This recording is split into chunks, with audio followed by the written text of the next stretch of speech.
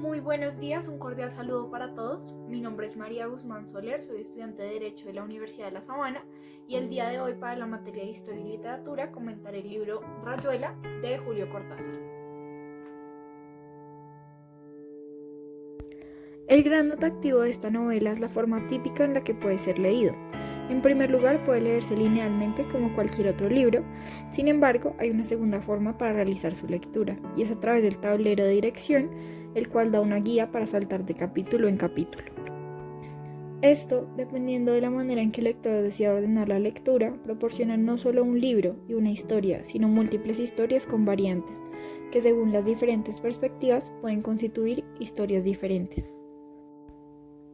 Para entender un poco la esencia literaria del texto, voy a citar una frase que a mi parecer engloba bastante bien la intención de toda la obra. Abro comillas. Cada vez iré sintiendo menos y recordando más. Pero ¿qué es el recuerdo sino el idioma de los sentimientos? Un diccionario de caras y días y perfumes que vuelven como los verbos y adjetivos en el discurso. Cierro comillas. En este comentario del libro Rayuela pretendo exponer el contexto del libro así como el argumento principal de la obra, sus interpretaciones y enseñanzas. En primer lugar, para dar un rápido contexto, esta obra fue escrita en 1963 por el ya mencionado autor Julio Cortázar, quien al publicar esta novela rompió con el esquema lineal y tradicional de lectura, incluyendo elementos didácticos para que el lector encontrara una o varias historias. Fue una de las novelas más populares y ahora es considerado un clásico de la literatura latinoamericana. Y como dato referente a la obra, el autor ha mencionado que aunque existen elementos ficticios, también posee una parte autobiográfica. Esta parte es la que inspira la mayoría del libro. El argumento principal de la obra se desarrolla geográficamente en la ciudad de París. Es ahí donde los personajes centrales, que son Horacio Olivera y Lucía, o mejor conocida como la Maga, desarrollan su historia. Lo relevante de la novela tal vez sea la división no social sino intelectual que existe entre los protagonistas y cómo esta limita de cierta forma el amor entre ellos.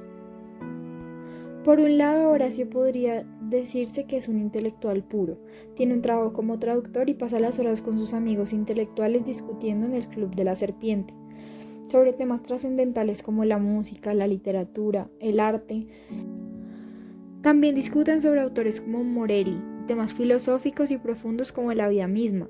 Todo esto bajo el característico fondo de la música jazz que acompaña esas tertulias intelectuales.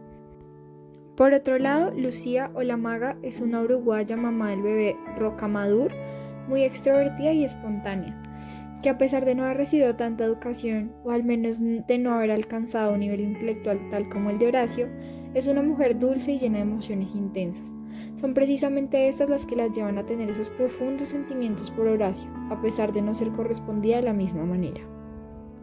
Horacio, a pesar de haberse atraído por ella, da la impresión al lector y a la misma Lucía que jamás podrá llegar a corresponder igualmente sus sentimientos, puesto que la amplia brecha intelectual que existe entre ellos le impide tener esas conversaciones largas y penetrantes que seguramente ayudarían a reforzar su amor. Hablaremos ahora de las partes del libro. En la primera parte, o también llamada del lado de acá, se puede ver la crisis constante del personaje principal, Horacio. En esta parte transcurre la vida conjunta de Horacio y Lucía con normalidad. Ellos frecuentan el mencionado club hasta que la Maga, o Lucía, comienza a llevar al bebé, cosa que molesta a Horacio, que no desea compartir con él en la privacidad ni mucho menos en público. Esto lleva a la particular pareja a discutir a tal punto que Horacio decide salir a caminar, encontrando varios escenarios en su camino, hasta volver a casa luego de haber presenciado varias historias paralelas y escenarios con los que el autor pretende mostrar el propio caos de la vida y lo aleatorio de los sucesos que transcurren en ella. El mismo libro lo explica así, abre comillas. Lo que no entendemos es por qué eso tiene que suceder así, por qué nosotros estamos aquí y afuera está lloviendo. Lo absurdo no son las cosas, lo absurdo es que las cosas están ahí y las sentamos como absurdas. A mí se me escapa la relación que hay entre yo y esto que me está pasando en este momento. No te niego que me esté pasando. Vaya si me pasa, y eso es lo absurdo. Cierro comillas. Este mismo azar de la vida lo escoge a él y es seleccionado para presenciar la muerte del bebé, que desata el caos y la confusión en su propia vida, tras la partida de la Maga. Este trágico episodio lleva a Horacio cada momento más cerca de la locura.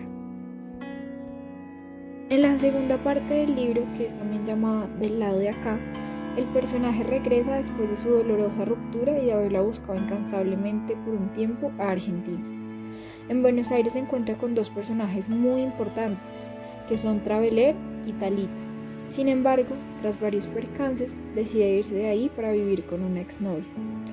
La vida, como el mismo autor dice, toma rumbos diferentes que no podemos explicar por el mismo absurdo azar que caracteriza las ocurrencias de la misma. Finalmente, Horacio termina trabajando en un circo, donde sus ocurrencias lo llevan junto a Traveler y Talita a laborar en un hospital psiquiátrico. En este episodio, que se desarrolla en la clínica, puede verse a un Horacio muy perturbado por la misma intelectualidad que lo caracterizaba, por un impulso incansable de entender los misterios de la vida, por olvidar, pero a la vez por recordar, por las propias alucinaciones de persecución permanentes que sufre el personaje, y por todo esto que lo llevan a querer optar por el suicidio, tras verse tan incomprendido y en el fondo solitario. Incapaz de entablar relaciones reales más allá de las que tuvo con la maga y Talita, aunque creía constantemente que esta última era la maga, arriesgando su matrimonio contra Beler. La última parte, o de otros lados, son capítulos señalados por el autor como aquellos de los cuales se puede prescindir, sin afectar el curso de la historia o la esencia de esta.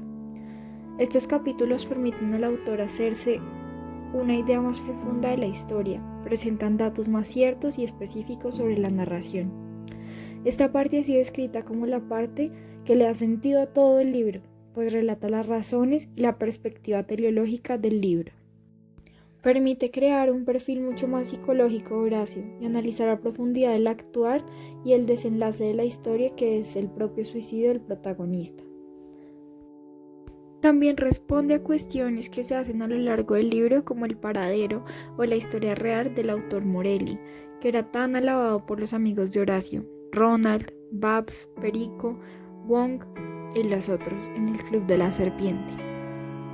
Como conclusión, podemos decir que Rayuela es un libro lleno de profundas reflexiones. El autor pretende, mediante la simbología de una rayuela, dar diferentes perspectivas y dimensiones al alma y al espiritualismo característico del ser humano.